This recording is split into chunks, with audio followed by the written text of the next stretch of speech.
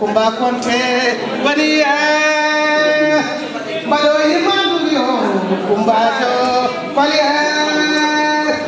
paye sekija wale baudi ala mariya paye sekija wale baudi ala mariya wala jayadu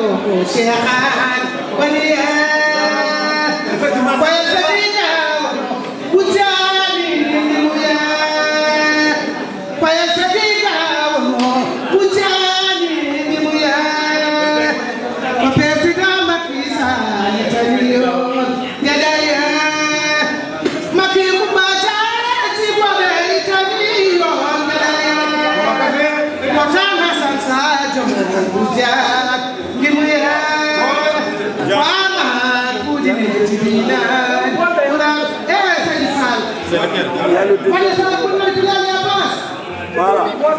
Bismillah Seydi Fall Sall wati Allah Seydi Fall kodo ma ko bulan sakri la yambi keban kodo jom ko wuti kodo jom nyalale ker kodo batta saha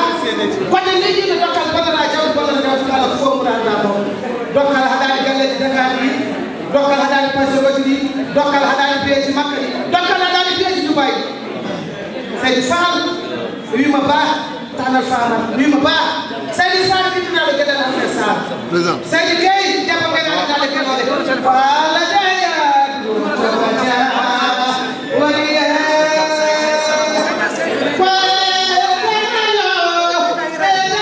nijilo semede mumelia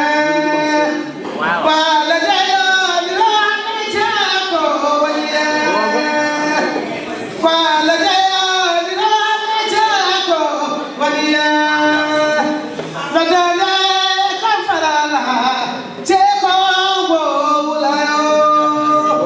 Bado ima farala cheko bulayo wala kaya jido meja waliya Ibrahim ma kantare daliya bado ima farala cheko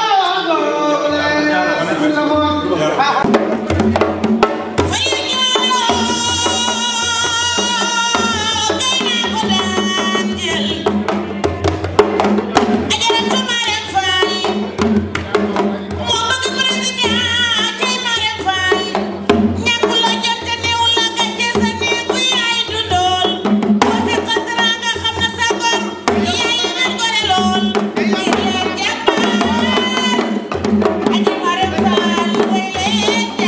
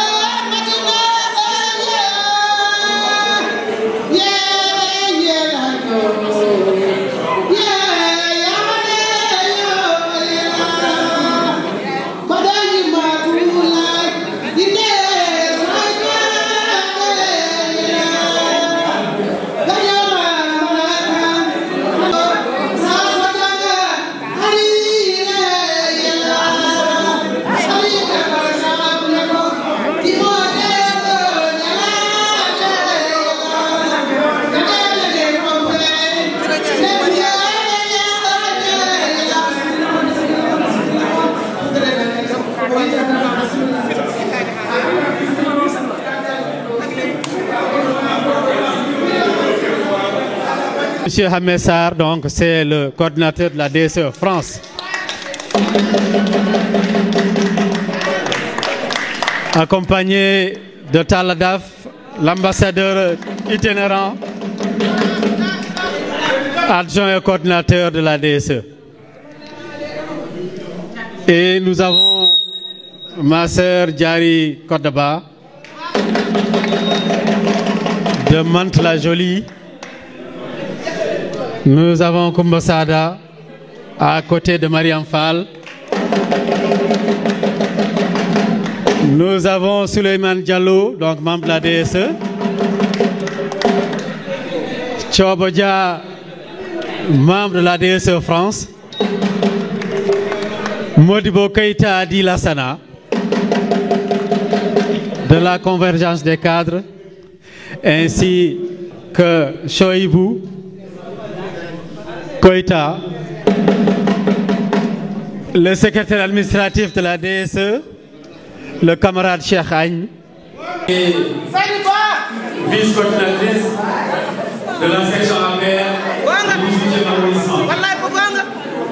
Monsieur le Maroun. Ayo Fatilam. Tu as des bonnes choses. Entrez s'il vous plaît.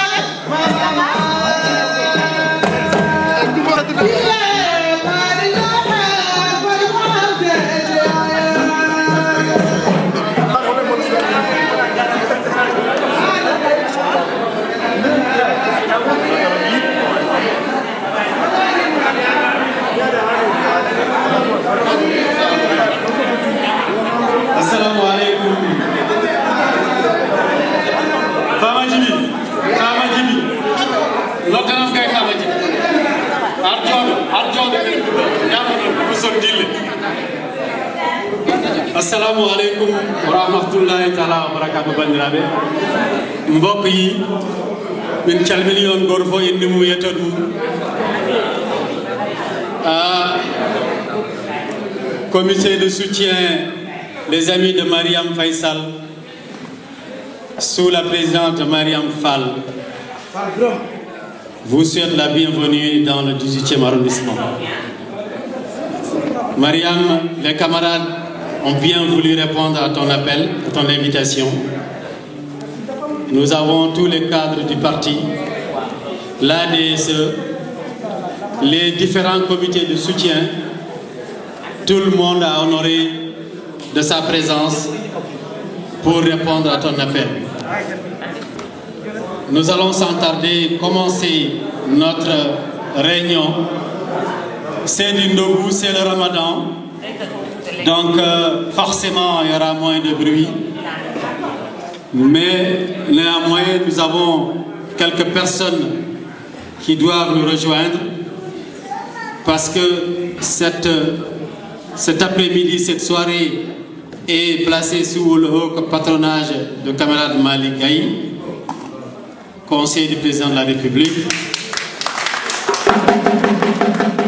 Donc, c'est lui qui est parrainé pour cette journée.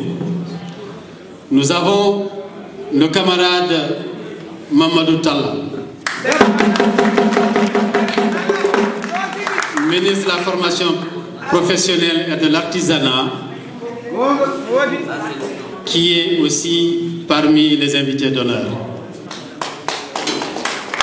Et nous avons le camarade Amadou Diallo, dit Diallo Bové, le consul général du Sénégal à Paris, qui est aussi l'invité d'honneur de cette soirée-là. Donc, dans ce mois béni de Ramadan, nous demandons à Allah subhanahu wa ta'ala d'exaucer nos vœux et qu'il absout tous nos péchés. Allahumma amin. J'ai Madame Rokhaya Sall qui vient d'arriver.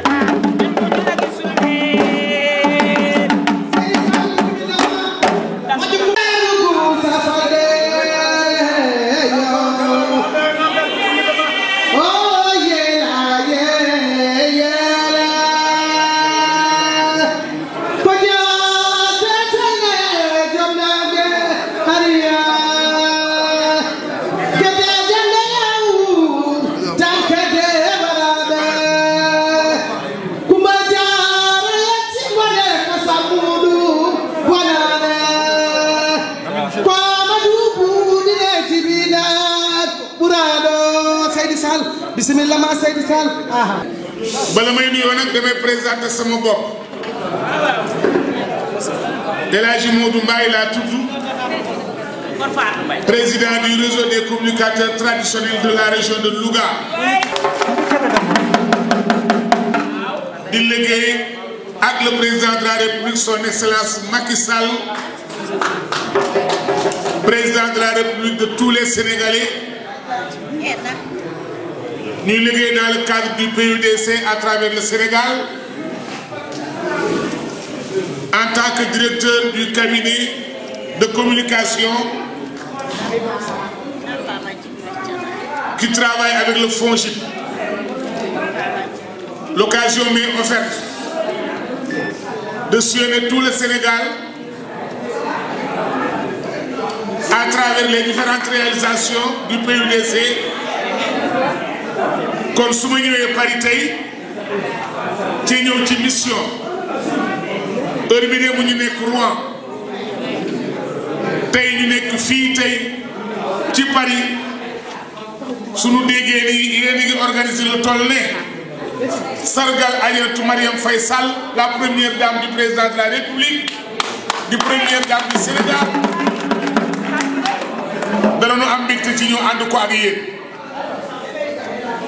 wolof nag dafa leen di tàggee boo gis dafa am jàppal diw jigéen ju baax ñuy toog di Adjaratou Rokhaya Sall Amadou Sall wuy juram la bokk ak Macky Sall Adjaratou Koumba Timbo di liggéey bu sell ca Sénégal liggéey bu sell boobee moo nu may le président de la République son excellence Macky Sall taxaw ci bopp réew mi ñu toll nag ci jamono boo xam ne waratuñoo perdre temps lu waay di wax mbaa nga di ko dox mbaa nga di ko xalaat dafa war a tënku ci réélire le président de la République son excellence Macky Sall dès le premier tour. fii nag ci Paris ñu ngi ci ànd ak délégation des Sénégalais de l'extérieur ngeen àndandoo ci cohésion àndandoo ci unité àndandoo ci entente. li ñu yéene ñun ñëpp mooy ñu bokk benn pas-pas xuloo bañ a am ŋaayoo bañ a am ñu boole suñu bopp nekk wenn say pour taxawu fermement ba bu newee en 2019 ba premier tour bu léegi le président de la République sans contestation. diaspora bi nag am na enjeu président de la République li mu defal diaspora bi li mu dig diaspora bi li mu réaliser diaspora bi ak li diaspora bi yaakaar ci moom bu tàllalee yoo xam ne dama soxlaa réew mi diaspora bi war a mën. nous sommes des personnes très averties xam na li ñuy wax jamono bii ñu toll nag ku iñaanul te di asgor ca gëm yàlla te nekk patriote bëgg sam réew doo tëkk le président de la République Macky Sall ak kenn ku yàlla bind. le président Macky Sall l'homme des grands projets le président de la République Macky Sall soo taxawee biir Sénégal loo finiti da nga teg sa bët ci jëfam. pourquoi nag ñu xalaat ko bu ko réélire li waral ñu xalaat ko bu ko réélire mooy c'est l'homme qu'il faut à la tête du pays. pourquoi? Premièrement, c'est un intellectuel de haut niveau. Deuxièmement, loxo bi set na ba à travers le monde fu mu tàllal loxoom ñu wuyu ko. Troisièmement, dafa xeex ak injustice xeex ak inégalité def nag ay réalisations yoo xam ni à travers le PUDC gestionné, je vous ai dit tout à l'heure, les 14 régions du pays. xam naa li mu def ci route xam naa li mu def ci électrification xam naa li mu def ci forage xam naa li mu def ci les grands projets de l'État yi nga xam ni ku taxaw tey jam ñaayo xool sa bët da nga xam ne président de la République bi liggéey mooy kooku. suq yi nag bari na gaa yaa ngi mbéy rek di wax waaye ku mel ne moom ñi fi nekk di xëccoog moom mbaa ju bëgg a xëccoog moom suñu tuddee ku mel ne Idrissa Seck kooku limon la bu nu màcc ba sànni ko Sénégalais yi dootuñu am xalaat di ko teg suñu boppam réew déedéet ñeneen ñi ci des dañoo bëgg tur rek bëgg siiw moo waral ñu yëkkati seen lamiñ mbel-mbeli waaye ku am xalaat di patriote bëgg sa réew da nga xam ne le président de la république son excellence Macky Sall kenn du moom. may nuyu nag Amath Sarr. Ahmed Sarr mii toog ña nga Sénégal waaye ñi ngi yëg jëfam. passeport diplomatique la ma président de la république jox bërki démb 4x4 fermé la ma jox 0 kilomètre fu mu jëm woo ma lu muy wax ma xam ko kon man xam naa li mu nekkee. Ahmed nag ñu ngi lay nuyu xam nga lu tax ñu lay nuyu dangaa yàgg ci mbir mi alal bawu la ci sa alal nga ci def ak sa jom ak mbëgg gu wér goo bëgg le président de la République Macky Sall ak nag yàgg goo yàgg ak moom mu xam sa jom xam sa ngor xam fi nga ko teg loola waral mu teg la fii mu la teg àndandoo ak yow di la déglu ci mosoo koo fen loo ko ma sa wax dëgg la loolu moo la may lii boo wootee ñu wuyu la waaye nag bu nee Marième Faye Sall moom bis bi tey première njëkkeem la ñuy tàmbalee jigéen ju baax ñuy toog Adja Roxay ñi ngi lay nuyu te di la jox nuyoo Marième Faye Sall mooy jigéen ji nga xam ni moo sës rëkk ci jëkkëram lu nuyu président de la république Marième Faye Sall dana la fay ci yar dana la fay ci teggin dana la fay ci xolub yërmande palais de la république rek ma nga fa de première dame bu dee dugg na fa waaye ku mel ne moom Moustapha Tabbi kon Marième Faye Sall bu ngeen wëlbatu ko di ay jigéen nga àndandoo ak Marième Fall mi nga xam ne mooy présidente mouvement bi ngeen àndandoo ba noppi nag bëggante li Macky Sall bëgg yéen a ko def bëggante gii ngeen bëggante jàppante gii ngeen jàppante ak wëlbatiku nag am jom ca xam ni nag xeex bi kenn du ko xeex ku dul yéen diaspora bi nag fii lañ toog ci capitale bi Paris waaye seen réseau yi ngeen doxal nag à travers biir Europe fenn fu ci nekk loxo nekk fa ngeen di jëf di yëkkati ak di teg ñun ñi ci bopp teg nañ ci sunu bët waaye jaaraamaa nag ajatu Kumba Ba Kumba Jéeri kii maa ko langal ca waalo Jéeri keroog muy def meeting am président de la République dafa yëkkati kàddoom ni ku ma am ca bëgg maa sagal daal la waaru jéeli dem leen ngeen jàppale ju Kumba Ba dama ànd ak moom ànd bu yàgg ànd ak moom ànd bu metti ànd ak moom ànd ci fulla ak fayda mu bëgg ma ba noppi ci wecciwu ma kenn keroog nga ko joxee li ko ne ko président Macky yow la ba tey rocci woo sa loxo circonstance yi métti na waaye nag waxtu wu ne nga gore waxtu wu ne nga am jom wëlbatiku nag topp nag sam nag yii ak sa rakk yii àndandoo ak ñoom dox ci biir ngor ak sutura loolu moo waral bu ngeen wootee fu nu ko déggee danay bàyyi lu ñuy def di kànd ak yéen ndax ñoo fekk démb ñoo fekk tey di nuyu nag fa tabaarakallaahu ajaratu Kumba Ba di nuyu Kumba Gueye waaye nag di beral nuyoo Marième mi nga xam ni mooy présidente bi waaye su fekkee damay ñëw dëgg-dëgg nag ci délégation bi nga xam ni mooy les Sénégalais de l'extérieur Sohibou Koïta Cheikh Agne Souleymane Diallo Cambel Ba Baba Diaw Baba Dem fa tabarakallahu ak Madiba Koïta Cooba Dia mi nga xam ni danoo jaxasoo man ak moom fu ma président l'ambassadeur itinérant excellence monsieur Daf xam nga lan moo am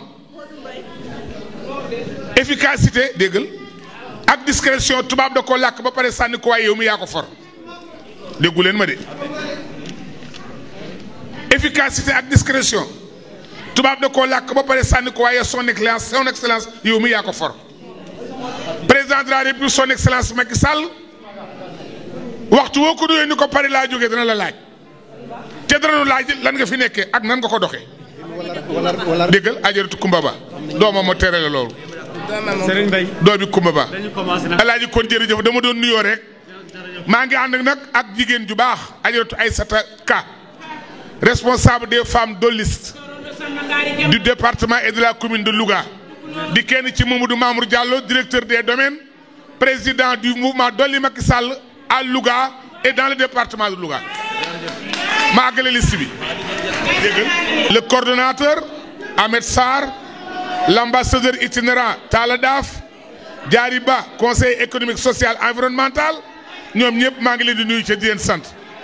di gërëm nag fa tabarakallahu encore une fois Ahmed sama xol sedd na maa ngi lay encouragé ca yaakaar ni suñ demee en 2019 au premier tour le président de la République Macky Sall sera élu sans contestation jërëjëf. merci.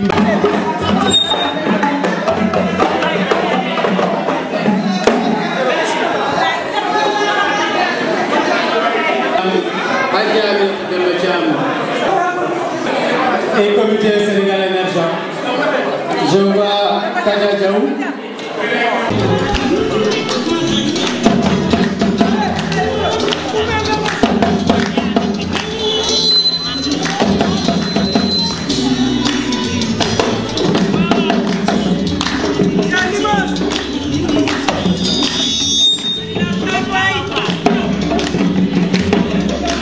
C'est bon, merci. La parole à Marianne Fall. Marianne.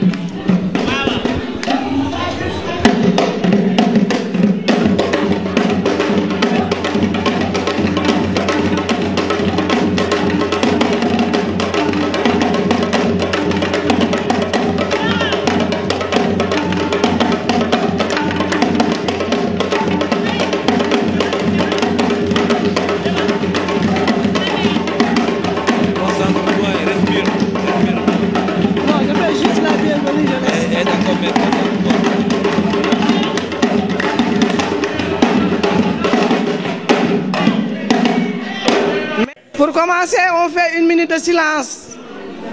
pour mon ami, ma confidente Sadio Wele, les gens qui sont morts en Casamance,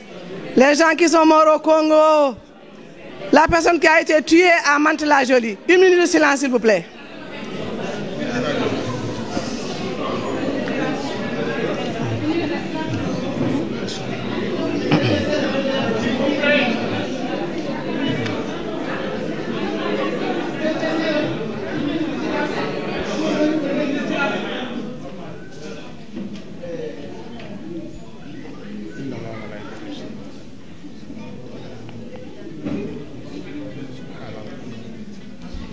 Amin ya Rabbil Alamin. Je souhaite à tout le monde la bienvenue. Je sais que c'est pas facile le mois de Ramadan de se déplacer. Je vous remercie beaucoup. Ça c'était l'ouverture, je vais parler après. Maintenant, Monsieur Diako, la bienvenue pour tout le monde. Il y a le consul qui vient d'appeler, qui ne peut pas venir, donc il est excusé. Monsieur Amadou Diallo, le consul général, s'est fait excuser. Ok, merci mes enfants. Merci. La parole aux responsables des femmes. Kumbaba, tu es adjointe de la responsable des femmes du parti. Je vais donner la parole, mais tu parleras aussi au nom de la section du 18e arrondissement. Donc je vais te laisser la parole.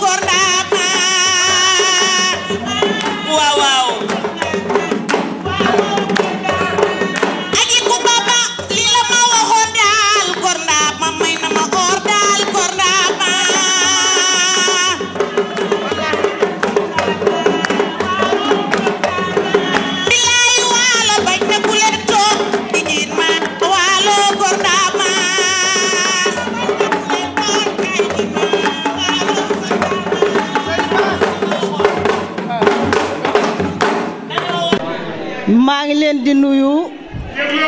ñi nga xam ni ñoom ñoo teew tey ci salle bi 18e arrondissement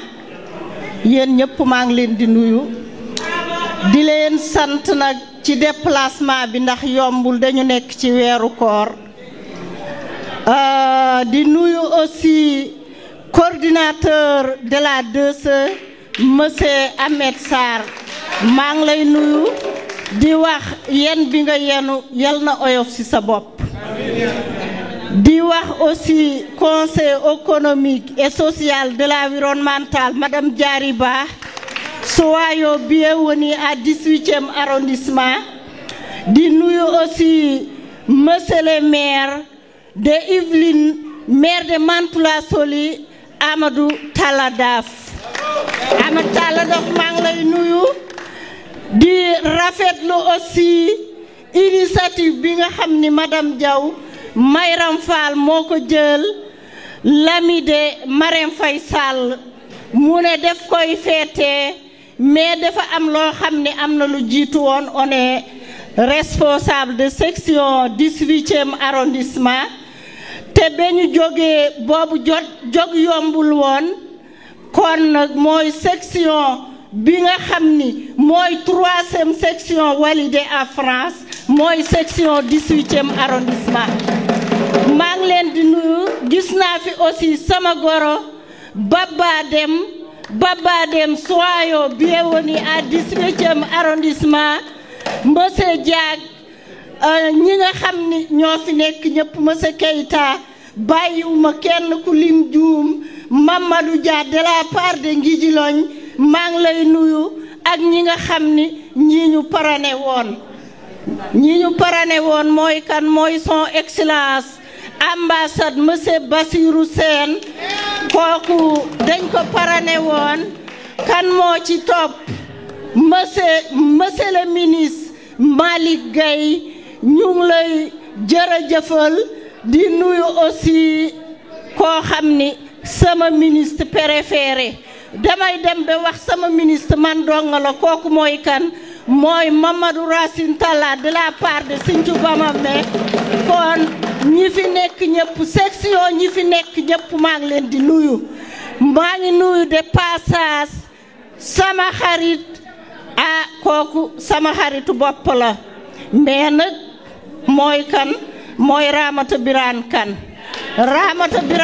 maa ngi yow dañoo yàgg ñi fi nekk ñëpp maa ngi leen di nuyu mention spéciale sama xarit sama géwél koo xam ni ñoo judd ñu sama géwélu judduwaale la kooku mooy Modou Mbaye vraiment Mayram Fall mu ngi lay dalal jàmm fii ak sama sœur Aïssata Ka ku ma tudd ak ku ma tuddul nuyu naa ñëpp sant naa ñëpp gërëm naa ñëpp lu njiin njaaga nag kan mooy ndey mbill gi madame Rokhaya Sall ñu ngi lay nuyu yow yaay suñu président ndox yow yaay magu président de la république Rokhaya Sall maa ngi lay nuyu ma sœur de cœur ma sœur de amour Rokhaya Sall boole woo dara ak wax Rokhaya Sall nuyu naa la sant naa la gërëm naa la bàyyiwuma kenn ku ma tudd ak ku ma tuddul ñun ñëpp a ngi kontaan ci ñëw bi ngeen fi ñëw comité de organisation bi ñoom Ibrahima Diaw ak ñi ñu àndal ñëpp vraiment bravo madame Diaw Mayram Fall kontaan nañ ci yow lan nag lu njiin njaaga lan mooy njaaga 2019 son excellence ki nga xam ni boolewul dara ak wax mooy monsieur Macky Sall moo ñu tax a jóg kon nag ku nekk na dem te jëli kartam électoral pour mu wote 2019 wax ji coow li loolu jaru ko lan moo ko jar ngeen liggéey ngeen joxante loxo ngeen xam ni ñun ñëpp dañuy root ci benn ndaal lañuy def lañuy sotti kon nag man dama jël parole ci turu responsable des femmes ci madame Awa Diop Mbacké dama jël parole ci turam jël parole aussi ci section 18e arrondissement jël parole aussi ma bokk ci sami de Marème Faye Sall Mayram Fall nekk sama mag dañu commencé ba léegi ñu joxante loxo mësuma xeeb ji dara Mayram Fall mësuma xeeb ci dara lu nekk nag wax nañ ko mais nous dañuy dox suñu dox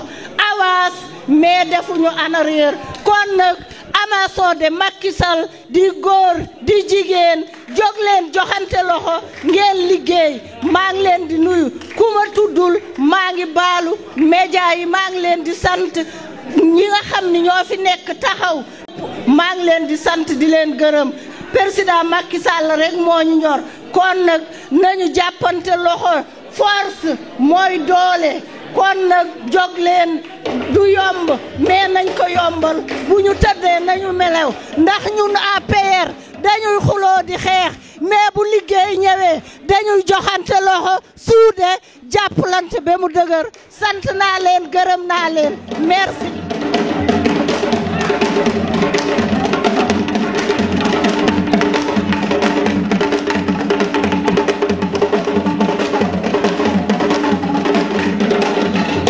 Merci Kumbaba, merci Kumbaba. Alma fevi yodi labi min pami. Adjarama Seydba. À présent, nous faisons intervenir les structures. Donc les femmes ont parlé au nom des femmes, donc c'est Kumbaba. La cogère. Est-ce que la cogère est là? Nous allons donner la parole à Choibou Koïta Di Lassana pour les cadres. Pour les cadres. Choibou.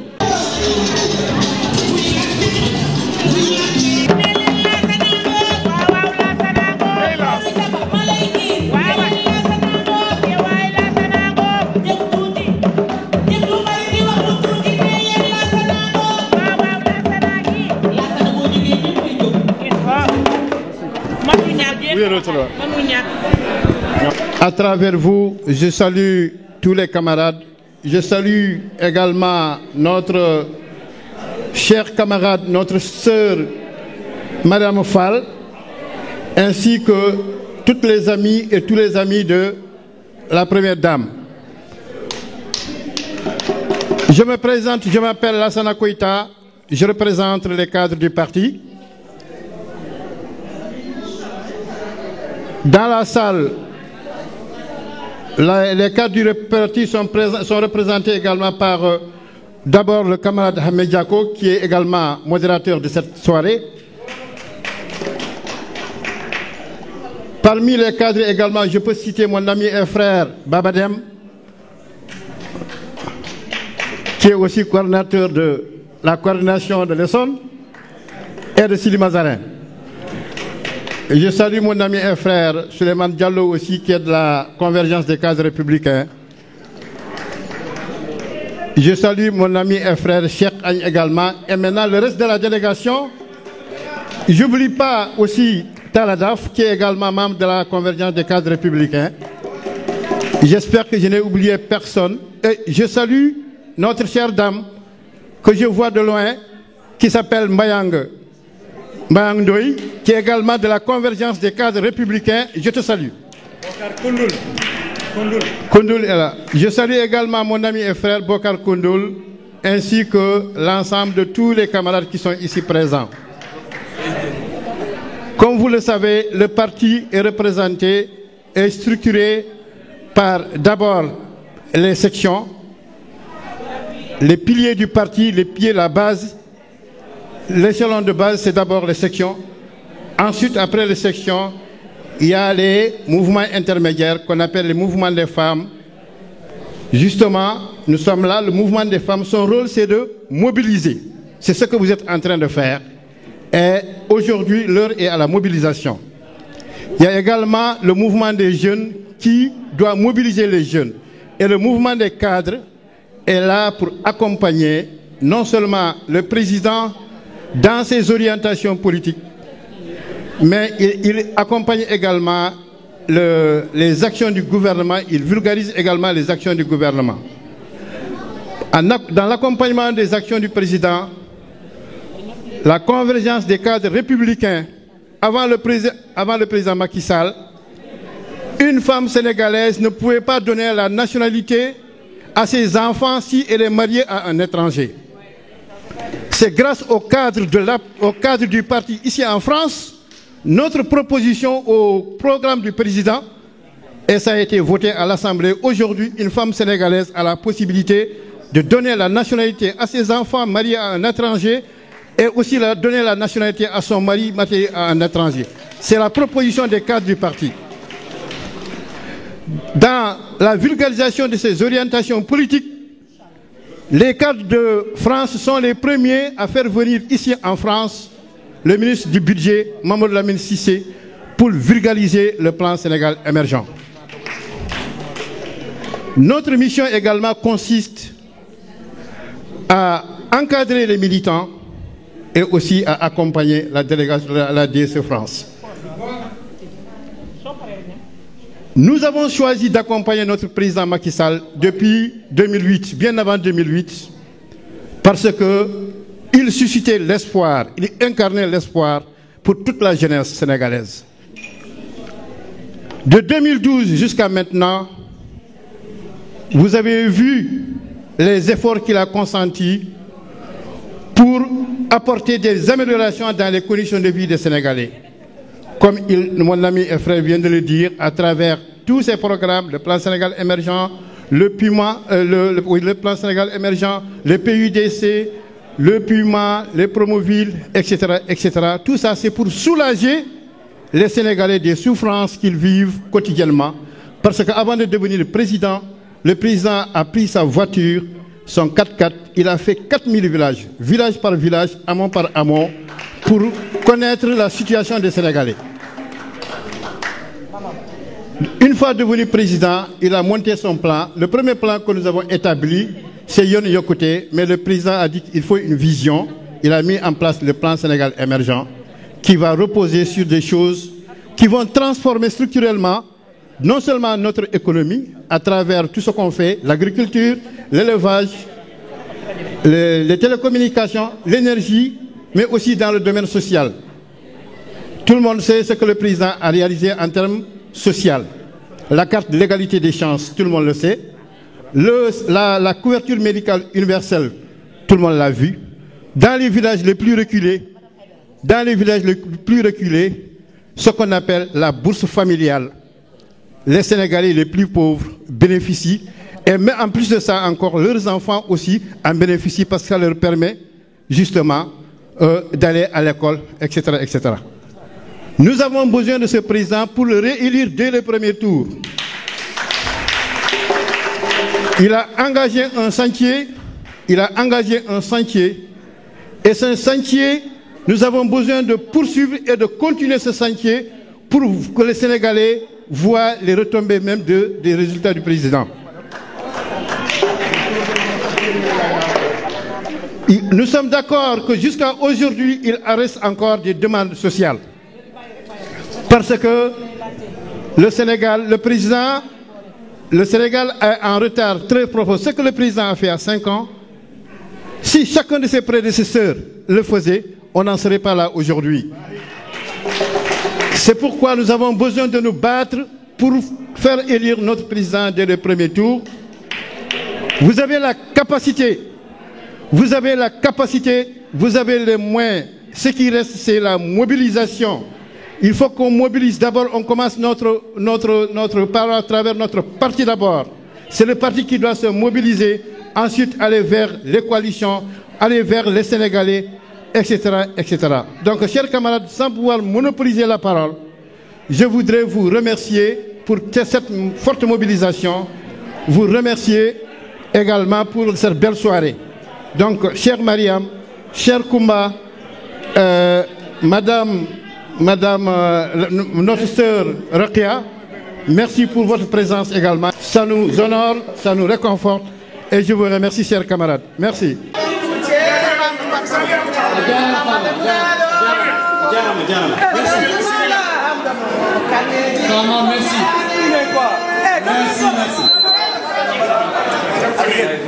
Merci Lassana, chers camarades.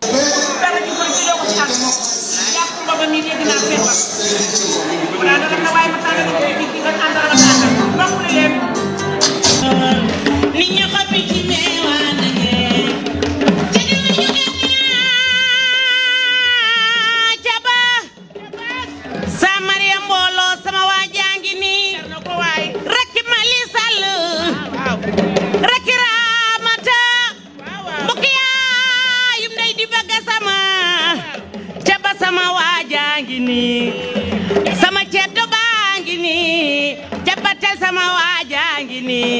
billahi jabatel ya gore xale ba muy tuuti lay gore de mangone mi gigi lor sa yaaya ngok me waane Marème Fall sa yaay jabatel lay wayal Rokhaya Sallay sa yaay Ramata Kanay sa yaay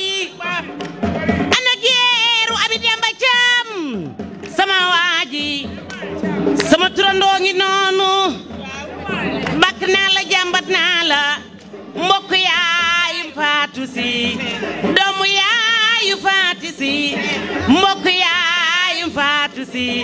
sama ceddo baa ngi ma lay bégee Ramata Kan mooy sa yaay sama ceddo baa ngi ma lay bégee Ramata Kan mooy sa yaay doomu ndeyu Mali Sall yow laay woo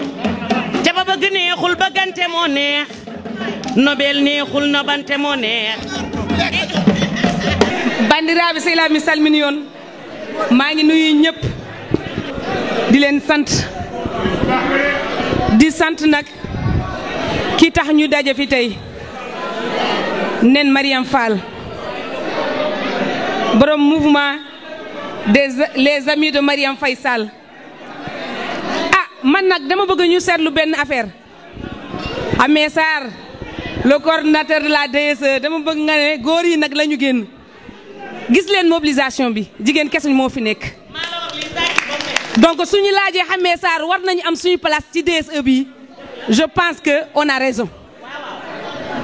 parce que kat mobilisation bi jigéen ñi la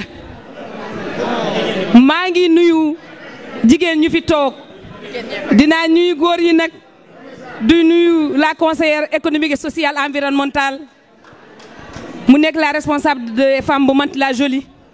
di nuyu neen Rokoy Sall di nuyu tamit neen Koumba Ba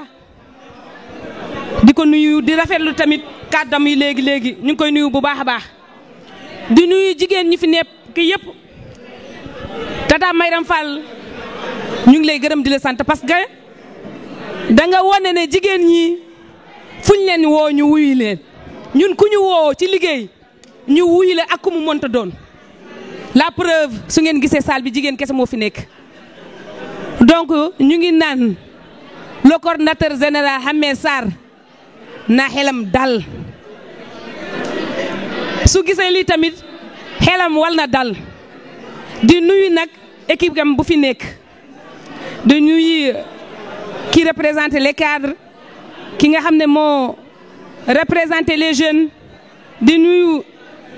l'ambassadeur itinérant Talla Daf di nuyu ñëpp di kontaan ci ñëpp et di nuyu tamit waa mouvement bi yëpp képp ki nga xam ne bokk nga ci mouvement les amis de Mariam Faye Sall ñu ngi lay nuyu. ñu am tamit mbégte ak kontaante bu rëy parce que c'est la première fois nag muy am ci biir parti bi wala muy am ci fii ci France ñu wooñu ci mouvement les amis de Mariam Faye Sall ñu am mbégte ak kontaante bu bëri bokk ci loolu te xamal ni nit ñi fu ñu woo ci liggéey pour la réélection du président dès le premier tour ñun dinañ ko taxaw dinañ ko accompagner dinañ ko gunge ci loolu la ñuy dox ci loolu la ñuy yëngu te amuñu beneen yitte lu dul loolu dara xay huunde araani devant ñun falaat président Macky Sall ci loolu la ñuy dox ci loolu la ñuy yëngu di am mbégte kontante bu bëri bandiraɓe sehilaɓe mi salmini on mi weltima kadi hande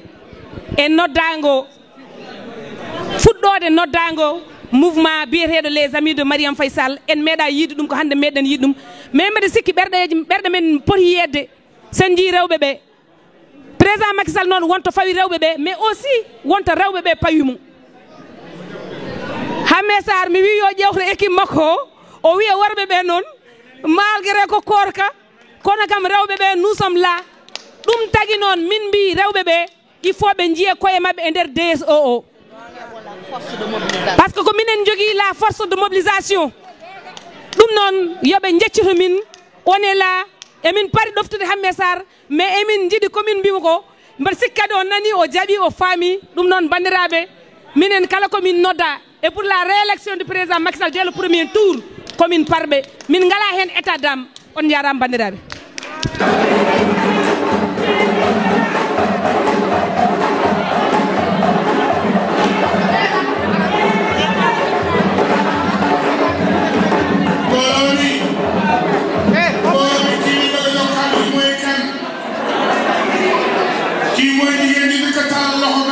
kii mooy jigéen ñi nga xam ni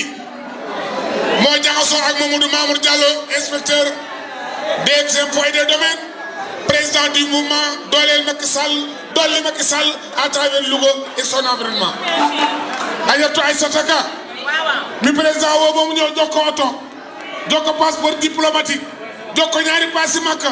ni ko sama jigéen ko maag yow ba géej gi fer moo ñëw tey nag jóge Louga jël avion ca meelu Ndakaaru wala ba tukku nag wax ànd ak waa Paris ci bis bu rëy bi nga xamante ni mi ngi ci kanam Adja Kumba Ba Kumba Yéri sa liggéeyam kon nag Adja booy bëgg ngeen yëngal mu jël ñun bu ñu la gisul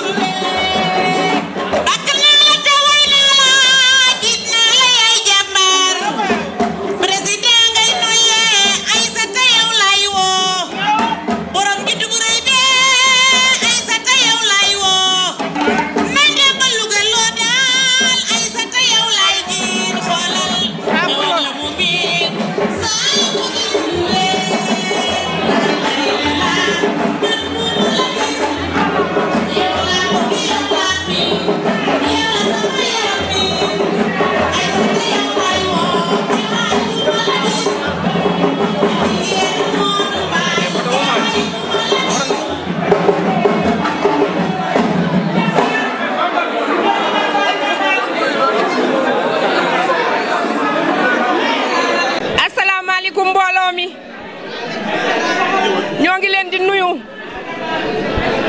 di leen gërëm di leen sant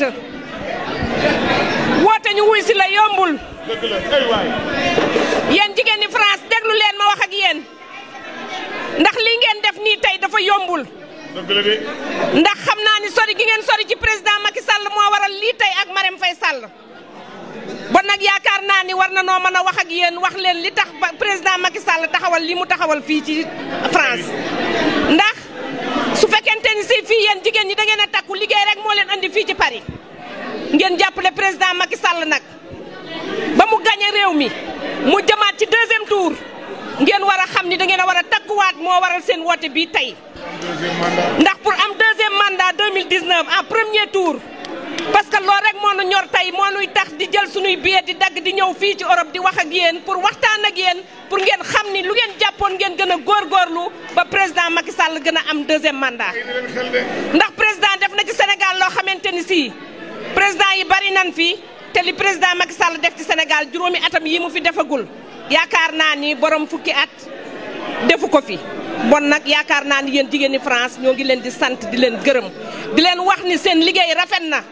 yéen ñi ci diaspora bi ñun ñoo ngi toog waaye ñoo ngi xam li ngeen di liggéey yéen guddeeg bëccëg toogu leen ndax liggéey moo leen andi fii waaye yéen a ngi wane ni Sénégal ngeen dëkk Sénégal ngeen moom toujours ñoo ngi leen di seetaan ci télé yi ñoo ngi leen di seetaan ci réseaux sociaux yi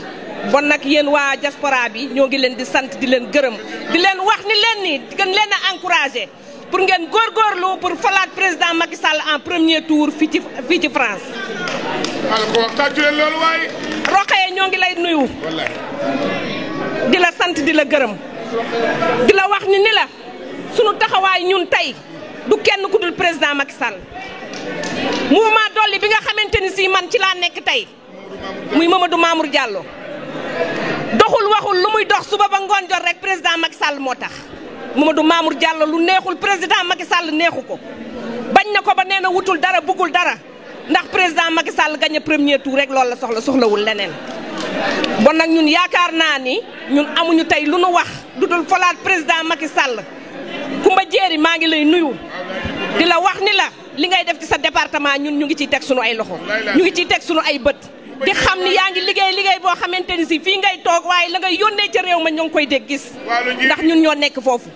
bon nag gën a la góorgóorlu te gën a jàppanteeg waa diaspora bi gën a ànd ak ñoom pour liggéey pour falaat président Macky Sall en premier tour en 2019 bon nag maa ngi leen di sant di leen gërëm di leen wax ni kontaan naa wasalaam. Merci beaucoup.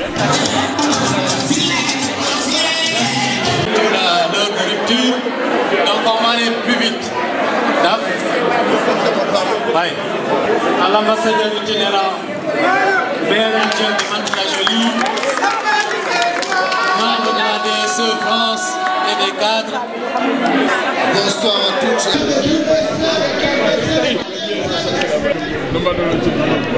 Je salue donc les deux parrains de cette soirée. Monsieur Malik Gaye, à travers lui, son épouse Ami Dabo ici présente. J'ai toujours dit, et si vous vous en souvenez, le 7 février 2015 devant le chef de l'État, que Malik était parmi nous pendant que nous étions en période de vache maigre. Et depuis toujours, il nous a aidés. Je salue également mon ami, mon frère, Mamadou Talla, ministre de la formation professionnelle, à qui j'ai succédé donc à la tête de la coordination de la section de Mantes-la-Jolie. Je salue également ma sœur Diariba, membre du Conseil économique, social et environnemental, le coordinateur de la DSE, M. Ahmed Sarr, ainsi que toute la délégation qui l'accompagne. Je salue notre grande sœur, Rokhaya Sall. Et je vois que dans la salle, la délégation de Mantes vient d'arriver, Mariam Si, Aboundia et, et les autres, Mamadou Dem, je vous ai vu, vous avez le bonsoir. Je ne vais pas être long. Chers camarades, si Mariam Fall et ses amis ont décidé d'organiser ça ce soir, c'est parce que nous nous tournons vers un objectif très simple, qui est aussi connu de tous. Cet objectif, c'est la réélection du président Macky Sall au soir du 24 février 2019. On ne peut l'atteindre qu'à deux conditions. Deux conditions. Et j'en finirai par là. La première, c'est demander à tous les responsables du parti d'être sur le terrain et d'aller voir les militants. De sensibiliser les militants pour qu'ils aillent retirer leurs cartes et qu'ils aillent voter le jour des élections. La deuxième condition, c'est de travailler dans l'unité. On ne peut rien faire dans la désunion. J'exhorte l'ensemble des responsables du parti, l'ensemble des femmes, des jeunes, des cadres, tout le monde qu'on puisse travailler dans l'unité, parce que c'est dans cette condition qu'on peut arriver unis en 2019 et permettre l'élection du président Macky Sall. Je vous salue et je vous souhaite une très bonne soirée. Merci à tous.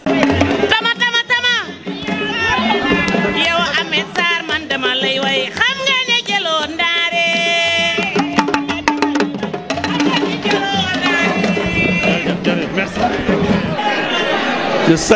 salue le parti qui est là très fort ce soir. Je salue les personnalités qui sont là.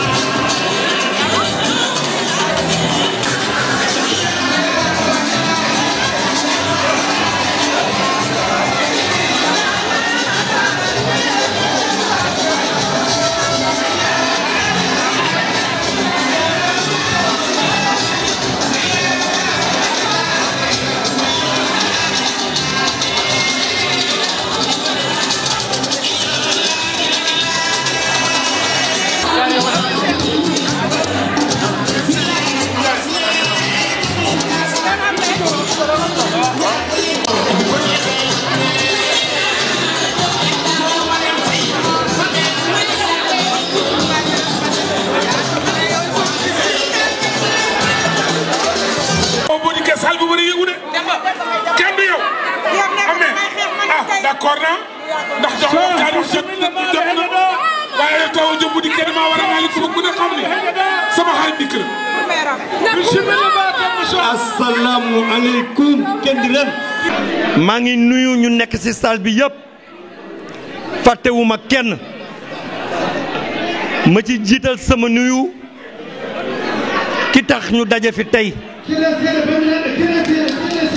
muy Mariam Fall ma di ko nuyu di ko remercier di ko féliciter ma ci teg Kumba Ba mi nekk ak moom ma di nuyu Kumba di ko remercier di ko féliciter ma bëgg nag ñu dëglante parce que c'est important li ma leen di wax nii may nuyu délégation bi ànd ak man ñëpp fàttewuma ci kenn di nuyu honorable député Demba Sow mi dugg ci tey ma di ko nuyu di ko sargal Demba naat bismillah ma may nuyu structure yëpp bàyyiwuma benn di ci jiital les cadres du parti ma ci teg les jeunes et le mouvement des femmes. Par la même occasion, je salue la responsable des femmes. Je salue le comité de pilotage. Je les salue. Je salue ma sœur Rokhia Sall ici présente. Je salue la responsable Diariba, responsable des femmes de Mantes-la-Jolie, responsable au niveau du Conseil économique et social. Je salue mon frère Amadou Taladaf. Je salue toute la DSE de France, camarades. Je salue, j'y viendrai madame, car je saluerai après les parrains de cette soirée. Je commencerai par le ministre de l'enseignement professionnel et de l'artisanat, Mamadou Talla. Je salue mon grand frère et ami, ministre conseiller à la présidence de la République. Je salue mon grand frère Malik Gaye et sa femme ici présente. Je salue l'autre parrain, Amadou Diallo, consul général du Sénégal à Paris. Camarades, le moment est très important pour notre parti. Ce soir, en tant que responsable de la DSE de France, je n'ai qu'un seul message à vous envoyer. Vous dire que les amis de Marième Faye Sall peuvent nous unir. Les amis de Marième Faye Sall peuvent nous unir et nous ont unis. Le moment est inédit pour ce parti-là. C'est la première fois que je vois tout le monde dans cette salle. Et cela est révélateur. C'est un bon signe. C'est un signe d'unité. C'est un signe de rassemblement. C'est un signe pour une victoire en 2019. Camarades, chers amis, chers camarades, comme je l'ai dit tout à l'heure, nous ne pouvons que nous entendre. Nous ne pouvons que nous unir. Nous ne pouvons être qu'ensemble. Pour le même pays, nous travaillons pour le même pays. Nous travaillons pour le même président. Nous travaillons pour le même parti. Il n'y a que l'union qui fait la force et qu'il n'y a que cette union qui peut nous faire gagner demain. J'appelle les militants de l'APR et au-delà de l'APR, tous ceux qui sont avec le président Macky Sall, à être derrière le président Macky Sall et de travailler pour le parti. Camarades,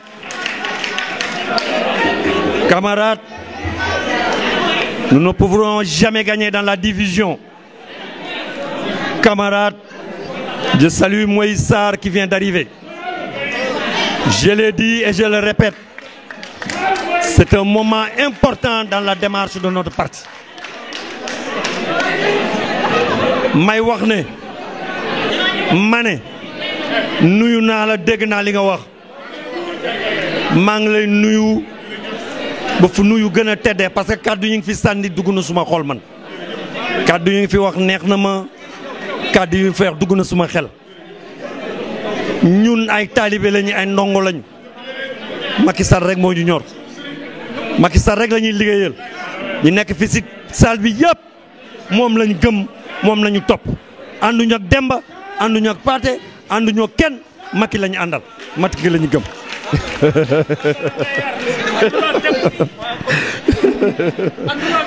Demba Sow maa ngi lay nuyu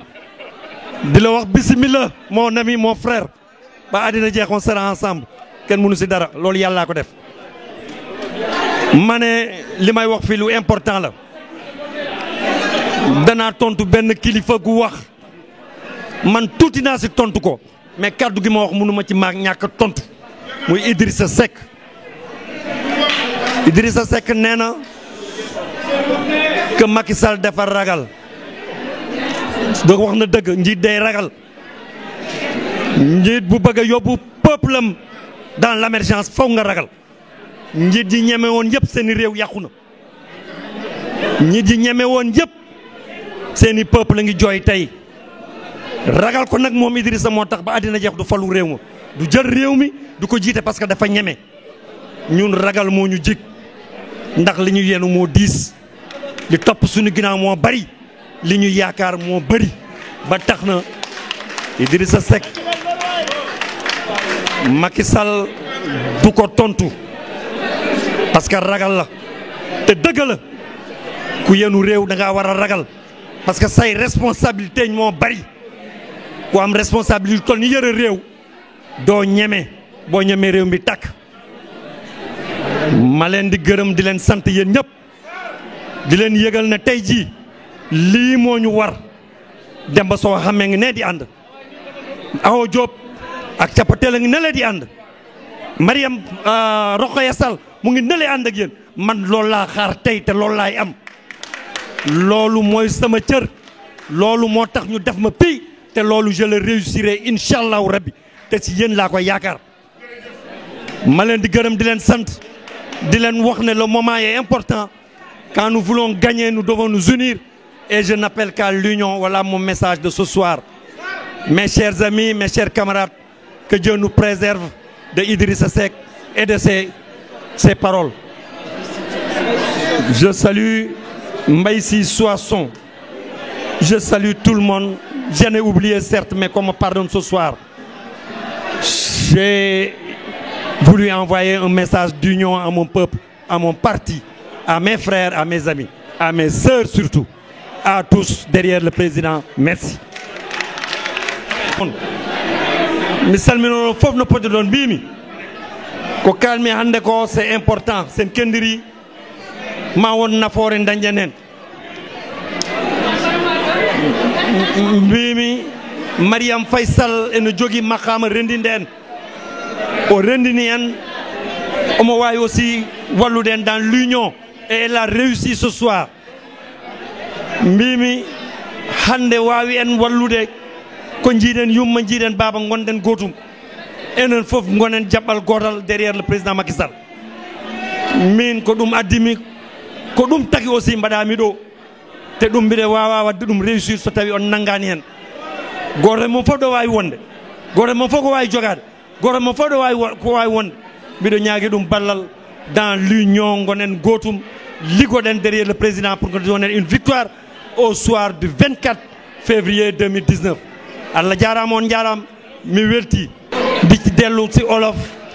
di wax ne la ma waxoon ci pulaar léegi moom laay wax ci olof Mariam Sall mën nañu boole les amis de Mariam Sall boole nañu léegi union bi ci ñun la des ñu jërë ñu ngeen jëf Mariam Fall merci pour ce rassemblement merci aujourd'hui tout le monde est là ñëpp a ngi fi loolu Mariam Sall réussir na ko du palais elle l'a réussi ici en France on est tous ensemble derrière elle Allah jarama o jarama merci Mariam merci au président de la République merci à tout le monde je vous remercie. De l'honorable député Demba Sow qui vient. Il y a des sections que j'ai pas pu énumérer mais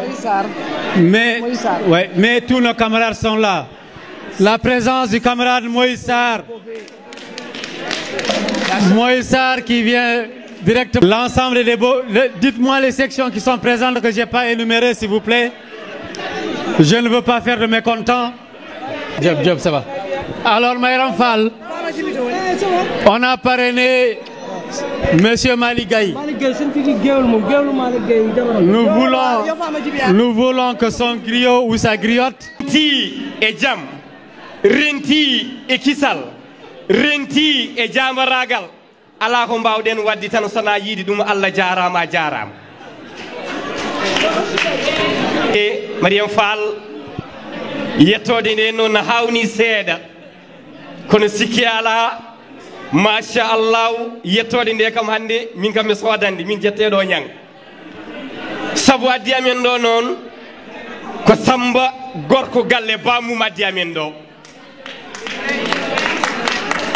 nomin naati nde Paris la France amin joguino soirée Mantala Jolie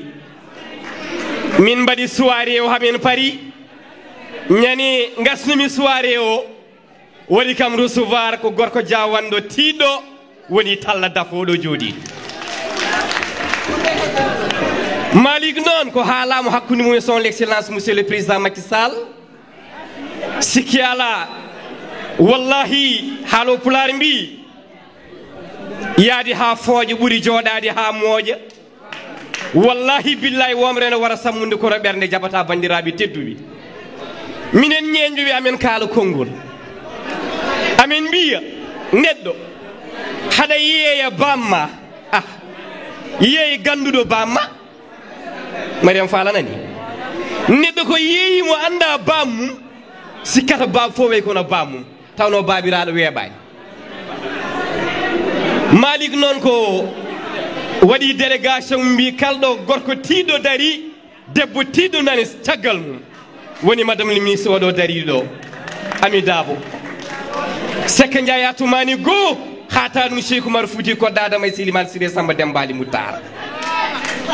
goo hata ɗum jilli Biram Bañi Mor Diori Biram Bañi Cewo Biram Bañi Juwari Biram Bañi Tegguiɗe Biram Bañu kono noon Malick yi kalko waɗi e oɗo ñalawmo ene tiiɗimo tawno hakkude makko e son l'excellence monsieur le président Macky Sall ko teddugal woni ɗon ɗum ko yewti Malick Gaye noon ko waɗi ko mo jogui suusal mum tawno goo ko ta ɗum Siri Bouba Gaye Siri Dewal Sawo laamu Jam Koli Teŋel mbeɗa heewi yiide konkoni lamɗo gorko ɓi tabalde e ɓolɗi tawi laamu satti laamu mo jombani lamɗo gorko ordirowo sikeji lallitirowo kayitaji on ko saminde yumum jingani kaldoɓe tubakoɓe notirtoɗo bankaji jabtotoɗo kapsuŋaji bigu Samba gorko galle bammu bandiraɓe tedduɓe damay jelat kaddugi tuuti jël kallama bi dañuy wax Sénégal benn bopp la kenn mënu ko xar ñaar muy séeréer di tukulóor di bambara di njaagu ñun ñëpp ñoo bokk ndey ak baay honorable député min calminima min juurimama et toutes les autorités ji wonɓe ɗo kaddu gu ñu yëkkati mooy as gor boobu talla daf yaa may dégg kaddu gu ñu yëkkati mooy as gor boobu ku ñuy yónni ñi ànd ak as goram ànd ak délégation bu mot mooy Malick Gaye di kenn ci sunu nit yi di nit ku baax s'il vous plaît di nit ku baax Kilel Ndiaye Samaria moolu bar nit booy wut as gor boo ñëwee ba ci Malick diggante mook ak son l'excellence monsieur le président Macky Sall ñëpp xam nañ seen diggante wax naa sànq ci pulaar ma ni ku jël doomu gay ni dugal ko ci poos buru bari nelaw buru bari lamb budul jikko baayam day dellu doomu gaynde la Olof Njaay am na lu mu wax tala daf nee nañu saaku ceeb bu ñu taalaaliwul ak ba ñu sottiwul ma ci pepp jugewul dugugul ci cin bi kenn du xam ban pepp xooñ moo say xëpp kon ñu ngi ziyaare ko xamante nii même buñ la xamul ñu lay ziyaar ci barke Cheikh Ahmadou Bamba Khadimal Moustapha ñu lay ziyaar bu baax ba ñu nee Sëñ Touba Amadou Makhtar Birane ma Fatma Gaye Siri ak Kumbel soxna Fatma Sëñ Mbàkke soxna Lo Gaye Siri Ibra Almami Birane Hamad Abdoulaye Paté Suwa Ndiassa Njili Birame Baña Almami Mbumba lii mooy Fuuta ñun ba ñu taxawee di wax bari wuñu lu ñuy wax lu mel nii déedéet président Macky Sall c'est le président tous les Sénégalais Marième Fall tey noonu yow jigéen nga yëkkati nga ci lu baax jegele nga ni ñëpp nañu bokk ndey ñëpp nañu bokk baay ñëpp nañu ànd loolu as gor loolu la war a def ñu lay féliciter Malick nee na kal ko waɗi ɗo omo yawi ɗum o yi kal ko waɗe ñalawmo omo yawi ɗum tawno mandi France fotiri noon Fuutangagal fotiri noon Jolfuɓe potiri noon Njaaguy potiri noon Mariam ko kalɗa Mariam yi o yi en jetti Allah o yi en jetti Allah no Allah neldi men Malick Gaye o yi kala baɗɗo ɗo meeting e France o yi kala baɗɗo ɗo meeting e France o yi illa tawa o nanani o yi ko Malick Gaye waɗata financé fof o yi oɗo ñalawma guila tugguɗen ɗum ha hande o yi Mariam yi wondi moƴƴini o yi Malick enen noddoma laabi tati enen namno hoto ñalawma o tolni o yi ni yimɓe yo ñaam ha kaara yo piic yo jal yo kal politique o yi yimɓe yo jiiɗodir yo kawrodir yo jiidu yumma e baaba o yi gona neɗɗo goto kadi trois fois par jour Malik ene noddamo o yi no wano waji tawdemo o yi ko ministre o yi wona noon o waɗi o yi Malik Gaye ɗo yiɗi ɗo yettade min yitamo Villa Almadi titre français ambassade France joom nit boy wote as gor nga talla daf gor nan la wara mel gor si joom gor si fulla gor si fayid ñun on a l'habitude de dire je suis le ñeeño de naissance bari duma sambay mbayaan géer rek moo muy bëgg a may ma damay ñefee di géer yi ni ñuy ñefee ku ne diggante am man ak kii Ami Dabo mii bu mu koy xam du politique de bu may xam Malick du politique de dem na ba xamante ni këram bu ma ñëwee daf may dugal salle boo xamante ni du salle de mort macha allah merci pour tout yo Allah yommon mo jere yo Allah hokkumen wattude ni mo wuurene ɓeydino saaki a Mariam yi kam ko ɗum yi ɓenni kadi o yi ko ɗum ɓenni Samba gorko galle bamum oɗo jooɗi talla daf jawande cuusɗo o yi talla daf ko manda mum ade makko bayli son bi s'il vous plaît o yi komi hino riya tan ko neldude Sénégal o yi ya doy o yi ɗo talla daf ɗo o yi Seydi Daf min mbima Seydi Daf o yi jawonno wona jawongel o machallah merci jaafoɗon amen yo Allah waɗan men jaam e leydi ndi yo Allah suur men yalla jala sunu borom defal ni jamm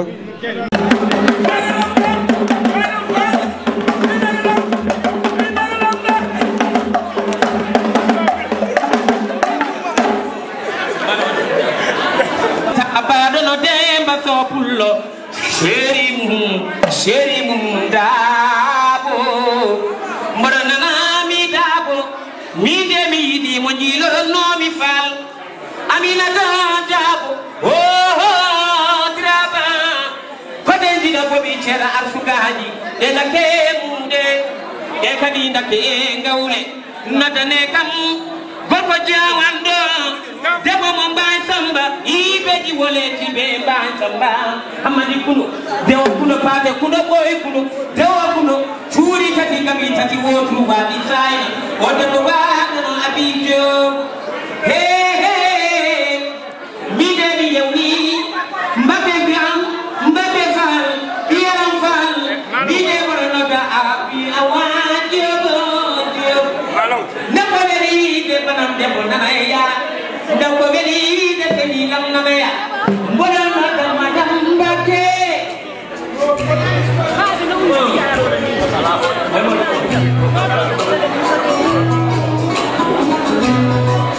madam Mbake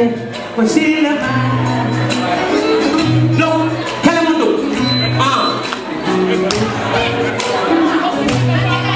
ni makiyama du buudi kala da filam salamade man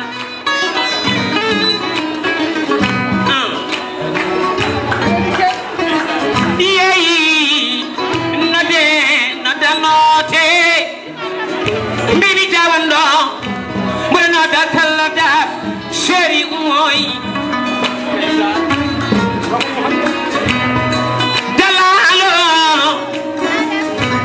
jalalo lamiɗo pari mawɗo yayaba jalalo mamela jel konte yeri ma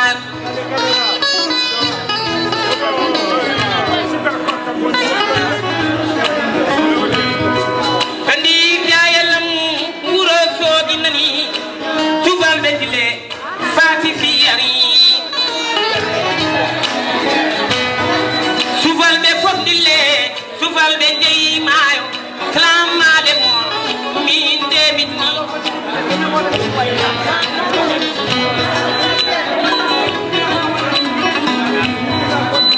Mbake bala may Mbake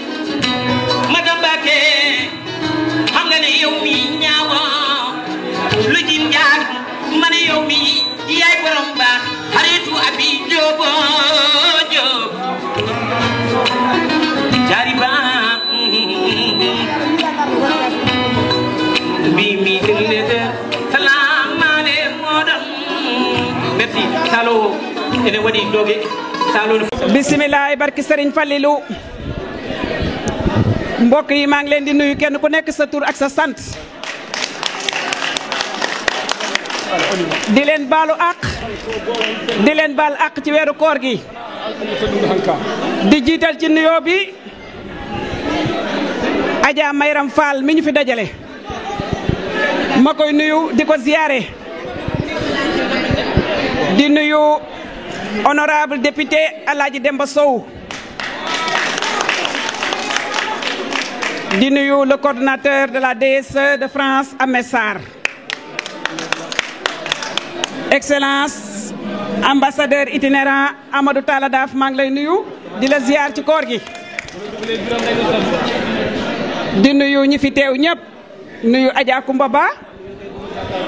coordinatrice adjointe du mouvement des femmes nekk tamit coordinatrice fii ci 18e su ma jëlee nuyoo bi teg ko ci loxo Koumba Ba nuyu naa jigéenu France yëpp su ma jëlee nuyoo bi teg ko ci loxo Koumba Ba nuyu naa jigéenu 18e yëpp mu tegal ma ko ci loxo Adja Mariam Fall di nuyu Adja Bojal Thiello sama doomu ndey sama bàjjen a ngi ci saal bi Abi Diop mënuma lim ñëpp ndax su ma limee damay juum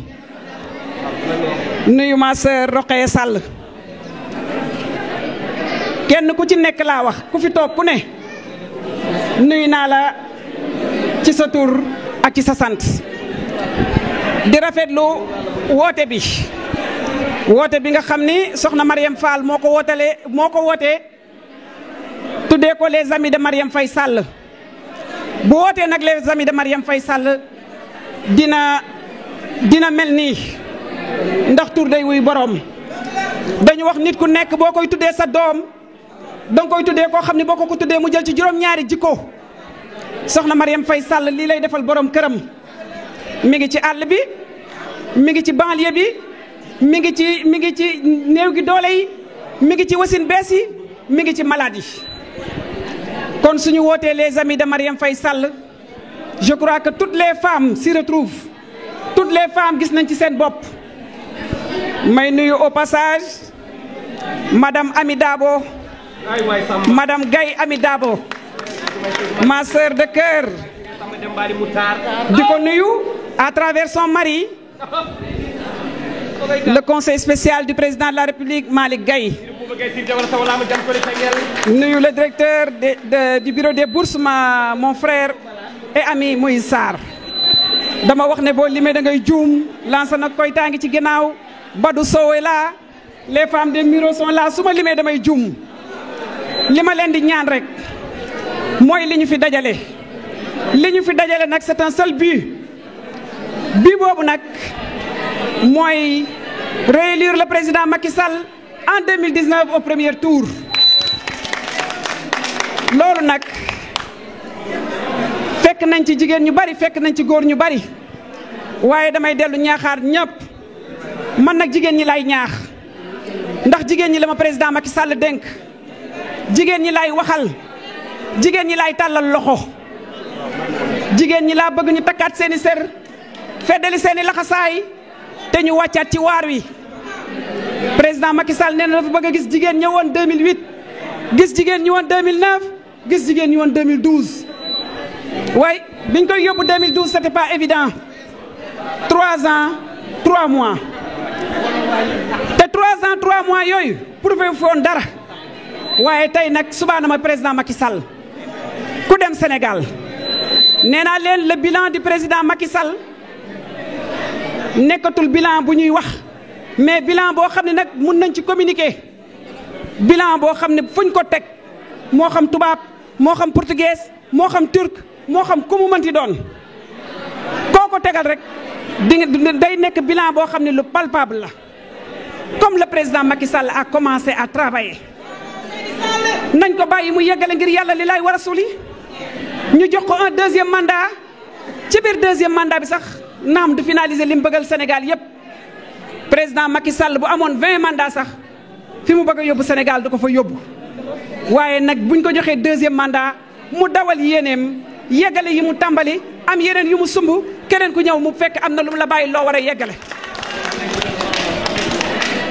kon nag sama mbokk jigéen ñi dama bëgg ngeen delloo ci seen xel delloo ci seen xalaat te xam ne yëf yi du madame Mbacké yëf yi du Ahmed Sarr yëf yi du Malick Gaye yëf yi du Massamba du Mademba coow li président Macky Sall la coow li président Macky Sall la am na ñoo xam ne ñi ngi ci salle bi mënoon nañu dund ba dee duma leen xam waaye président Macky Sall tax na ma xam leen te xamee boobu nag am na lu muy jur ëllëg kon nag ba président Macky Sall taxee ñu xamante nañ ko liggéeyal ngir yàlla nañu boole xol yi tappe xol yi delloo ci xel yi delloo ci xalaat yi te woote bi Ahmed Sarr di woote l'unité. Je crois qu'un parti divisé ne peut pas réélire son président loolu am naa ci conviction bu leer a leer parce que avant may ñëw fii ci APR damaa jaaroon dans un grand parti qui s'appelle le PDS keroog bi division yi commencé fractionnisme bi commencé keroog la PDS commencé perte vitesse kon nag man de képp ku may tàllal loxo ku nekk dama la koy tàllal ngir yàlla ak yonent bi waaye képp ku may tàllal loxo ku nekk dama la koy tàllal ngir président Macky Sall kon nag tàllal naa ñëpp loxo baal naa ñëpp na ma ñëpp baal wasalaam. Honorable député Demba Sow, vous pouvez venir ici. Merci beaucoup. Bien que n'étant plus coordonnateur, je garde toujours mes habitudes. S'il vous plaît, Samba Koïta avait l'habitude de dire il ne peut pas parler si on ne l'écoute pas. Ah mais il n'y a pas usurpation de fonction, hein? C'est toi le coordonnateur. Chers compatriotes, Adja Mariam Fall, qui est la cause de ce rassemblement, au nom des amis de Adja Mariam Faisal, première dame. Monsieur le coordonnateur Ahmed Sarr, mon cher ami, mon cher camarade, avec qui j'ai écrit l'histoire de ce parti depuis octobre 2008, monsieur l'ambassadeur itinérant, qui doit davantage itinérer à mon avis, monsieur le coordonnateur adjoint de la DSE, madame la responsable nationale des femmes du mouvement de la DSE APR de France, madame la vice-consul, responsable du parti et au-delà, sénégalaises et sénégalais qui êtes dans cette salle, je vous salue. Il faut féliciter Adja Mariam Fall, mais s'il vous plaît, n'ayez pas peur, n'ayez pas peur, n'ayez pas peur parce que nous sommes unis, n'ayez pas peur parce que nous ne sommes que des hommes et c'est des femmes. Les divergences existent et existeront toujours. Mais aujourd'hui, Ahmed Sarr n'est pas coordonnateur, Demba Sow n'est pas député, Madame Mbacké n'est pas vice-consul responsable des femmes. Aujourd'hui, c'est le temps d'un homme, c'est le temps du président Macky Sall. Aujourd'hui, Macky Sall est coordonnateur, Macky Sall est responsable de tout. Nous savons ce que ça nous a coûté de l'avoir amené au pouvoir. Mais pensez-vous que des divisions peuvent nous empêcher de gagner les élections aussi importantes, soit le 24 février 2019? Il n'y a aucune division qui empêchera la victoire du président Macky Sall le 24 février 2019. Personne n'emportera la responsabilité. Nous savons ce que ce parti nous a coûté. Nous savons ce que installer le président Macky Sall le 25 mars 2012 nous a coûté. Nous savons ce que l'exfiltré du PDS le 8 octobre 2008 nous a coûté. Madame Mbacké, j'ai l'habitude de dire que vous l'avez exfiltré du PDS pour l'amener à l'APR. L'APR est né dans le PDS. Et l'histoire, nous allons la réécrire. Parce que Macky Sall ne mérite pas une défaite. Parce que Macky Sall travaille pour le Sénégal. Macky Sall travaille pour l'avenir. Macky Sall travaille pour 2035.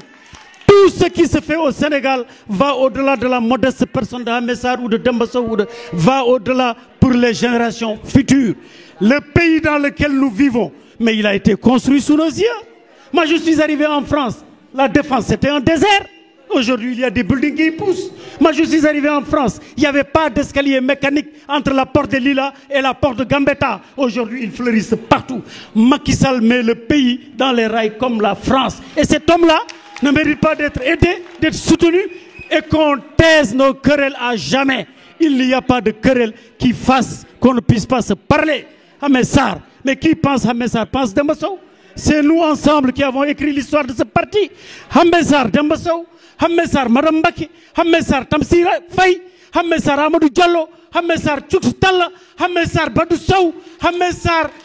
Je peux parler jusqu'à l'aube de ceux qui ont construit ce parti. Mes chères sœurs, mes chers camarades,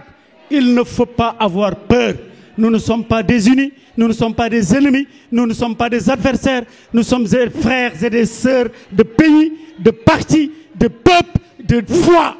Nous n'avons aucune crainte en ce que, Inch'Allah, le 24 février 2019, où que cela puisse être, nous célébrerons la victoire de cet homme. Parce que, sans fanfaronner, le président Macky Sall travaille. Le président Macky Sall ne connaît que le travail. Et nous qui sommes des travailleurs, nous sommes avec un travailleur. Je l'ai dit à l'Assemblée nationale, le 2 décembre 2017, un syndicaliste a rencontré un patron qui satisfait les cahiers de revendications. Mais que demande le peuple? Que demande le peuple? J'ai un patron qui satisfait les revendications de mon peuple. Mais je lui remets le cahier de revendications et nous travaillons ensemble. Ça donne quoi? Le PSE. Ça donne quoi? Le PUDC. Ça donne quoi? Le PUA. Ça donne quoi? Le PRODAC. Ça donne quoi? Les bourses familiales. Ça donne quoi? DG qui paye les bourses en temps et en heure. Moïse Sarr, service des bourses. Aucune bourse à l'étranger n'est payée avant l'heure. Et vous pensez qu'un homme qui travaille, nous allons pour des petites broutilles de la vie? C'est inhérent. Dans chaque famille, nous avons des femmes et des enfants. Mais un jour, tu t'en prends à l'aîné, 3 minutes après, tu la caresses. Le dernier jour, tu t'en prends au cadet, 2 heures après, tu le caresses. Mes chers compatriotes, n'ayez pas peur. Le pape l'avait dit, Moïse. Je paraphrase le pape qui avait dit, n'ayez pas peur. Sénégalais, Sénégalais, au-delà du parti, au-delà de la coalition Benno Bokk Yakaar, n'ayez pas peur. Le président Macky Sall est un homme digne, courageux, généreux, humble, qui met le Sénégal dans les rails du développement. Donc cet homme-là n'aura que la victoire. Mbokk yi ñu ne naa ko tënk ci wolof yomb na ma ak maa yomb tey tënk ci wolof ak maa yomb tey soxna wa tënk ci wolof parce que nag maa ngi ci mbind Sénégal bi maa ngi ci digg fi ñuy défendre intérêt wu askan wi mooy fi ñuy attee fi ñuy waxee dëgg. loolu yàlla ak président Macky Sall moo ko def bi mu defee les 15 députés de la diaspora def 15e région gars yi noonu wax la mais wax bi day nekk na jëf à l'image du président Macky Sall ak tuuti li muy wax mais ak bëri li muy liggéey macha allah. mais kooku nag buñ ko toppee ragal Ahmed Sarr Demba Sow day kii non Ahmed Sarr Demba Sow mënoo tudd APR mais moom bu ñu nekkee coordonnateur c'est la continuité de liggéeyu Demba Sow parce que ku ne Demba ne ana sa jumeau bi. ku ne xamee ana sa jumeau bi loolu bu leen ragal bu ngeen tëddee nelaw leen bu ngeen tëddee xandoor leen parce que nag ki ñu topp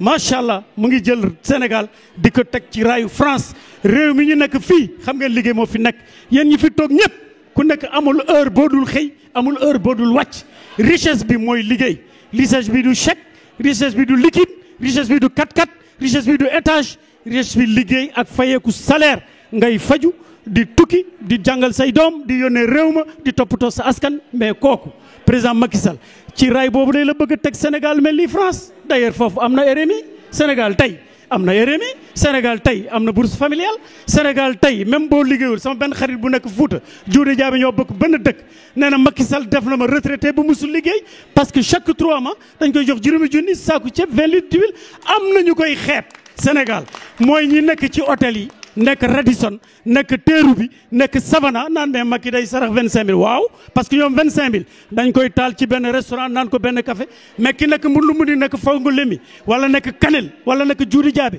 musul am dërëm dooma musul taxaw ci boutique ba ñu jox ko cahier wala ñu jox ko stylo tey yàlla ak bourse famille ak politique sociale bi président met en œuvre au Sénégal dina mën a dem lépp bu weer deewee papam fay mbokk yi du ma guddal du ma fi wax lu ñu waxul woon ñun parti bi fii xam nañu histoire am madame Mbacké Tamsir Faye Ahmed Sarr Demba Sow xam ngeen histoire parti bi fii Diaw xam nga ci dara yaa ngi sama wet madame Mbacké xam nga ci dara Adja Mayram Fall Koumba Ba d'ailleurs madame Mbacké souvent quand elle dit les 7 femmes qui étaient à l'aéroport accueillir le président Macky Sall en janvier 2009 vous y étiez madame Fall c'est la première fois que j'ai mis mes yeux sur votre visage et jusqu'à présent nous sommes ensemble nous serons toujours ensemble il y a défaite du fi am parce que dañuy liggéey wóolu nañu yàlla wóolu nañu ki ñu jiital teg ko ci réew mi mais quand même nga defe ne ñaqaay bi dama ko neex rek ñaq parce que Macky dafa rafet wala def ma jàng non ñaqaay bi def ma ko jaral yéen ngeen jaral ma ko parce que dañu mës a ànd jàppale président Macky Sall jàppale suñuy bopp gëm réew mi gëm dëkk bi tey Sénégal kenn yabu bu dans le place international du France du États-Unis du Afrique d'ailleurs ñun ñooy royukaay Afrique royukaay sous-région bi mooy Sénégal ñëpp a ngi def plan Mali émergent plan monde émergent sax ñu ngi koy def ndax yàlla ak Macky Sall ak yéen ak seen liggéey ak seen taxawaay ñun ñëpp ñoo fi bokk ndey ak baay. madame Fall moom la xam naa yàlla ne ndogu koor la koor dañuy séddoo dañuy muñalante dañuy baalante su fekkee li ñuy wax ci sunu xol li ñuy wax ci gémmiñ mu ngi ci soxol bi fii kenn amu fi ennemi fii kenn amu fi adversaire ñun ñëpp bokk ndey bokk baay mais nag dañuy jiwoo rek ci ñuy gisee mbir mi mais mbir mi tey benn nit moo nekk coordonnateur de la République du Sénégal mooy le président Macky Amadou Sall moom mooy coordonnateur bi moom la ñuy liggéeyal moom la ñuy jàppale maa ngi leen gërëm di leen sant di leen encourager taxawaay bi ngeen amoon démb ak barki démb bu leen ko wàññi continuer leen ko ba 24 février 2019 bu boobaa buñ ko yóbbaatee ba mu toog avenue Roume ñu toogaat suñu bopp seet nan la ñuy doxee beneen Sénégal asalaamaaleykum wa rahmatulahi taala wa barakaatu. Merci Demba. Merci Demba, merci beaucoup. Merci beaucoup. bu ngeen toog leen ñu joxe reer toog leen ñu joxe reer toog leen ngeen bàyyi yoon bi dem kenn dem kër toog ñu joxe reer.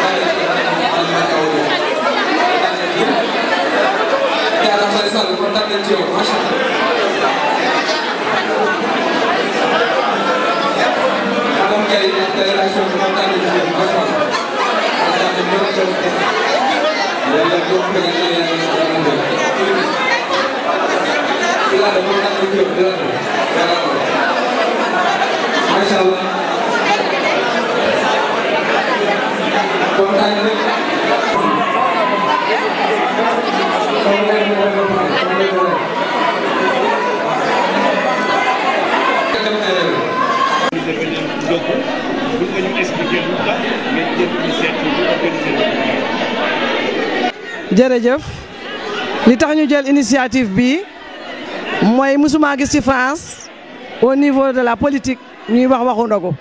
ay waxu meeting rek laay dégg ak animation politique mais su weer koor ñëwee kenn du dégg dara te là l'heure est là parce que 2019 c'est déjà là donc amul nawet amul noor amul weeru koor amul lu dul weeru koor on est tout le temps en train de faire notre campagne électorale pour élire notre président de la République son excellence Macky Sall dès le premier tour. mais tey dafa am loo xam ni presque ndam la si yow parce que ñëpp nee nañu grâce à toi sensibilité yëpp daje nañu loolu ñu koy gisee. kontaan ci rek xam nga yàlla dafa def man je suis avant APR lay wax tout le temps du ma APR de avant APR la léegi la Demba Sow jóge ci di wax loolu man xaaruma ba Macky Sall doon président de mais avant Macky Sall doon président laa commencé ak moom ku fi musa woote meeting wuyu naa la ku fi musa woote animation politique su ma ko yëgee te nekk ci dëkk bi wuyu naa la am ak ñëpp jàmm nag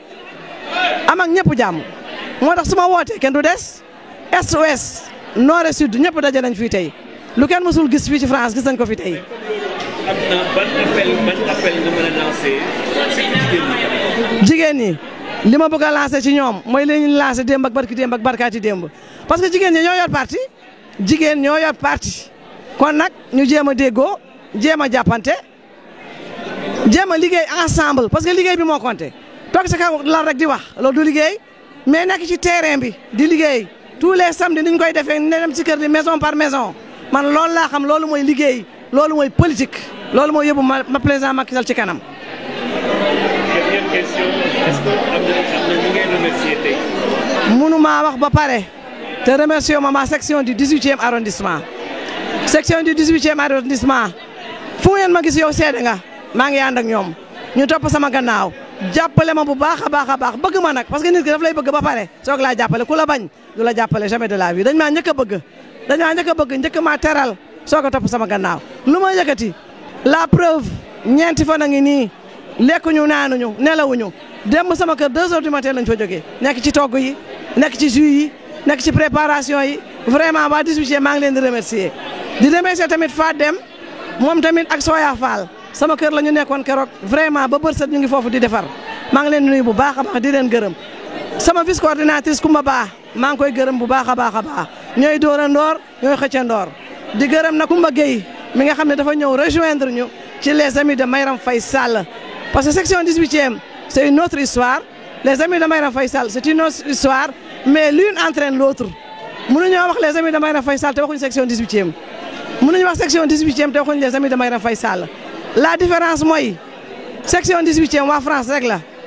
mais les amis de Mayram Faye Sall waa Dakar waa Italie waa États-Unis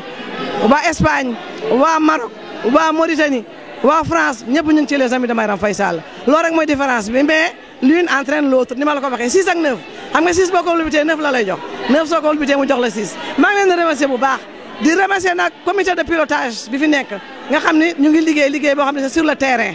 chaque samedi ñu ngi sur le terrain di liggéey maa ngi leen di nuyu ñoom ñëpp képp ku fi teew nag ngay góor di jigéen di xale di mag maa ngi lay remercier di kontaan ci yow di la foon nag di la ci booleel